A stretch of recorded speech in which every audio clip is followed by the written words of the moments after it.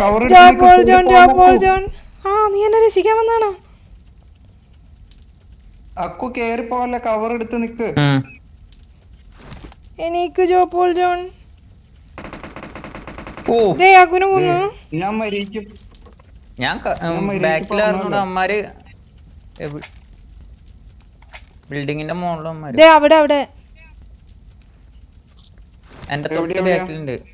തൊട്ട് ബാക്ക് എന്റെ നേരെ ആ വീട്ടിലുണ്ട്.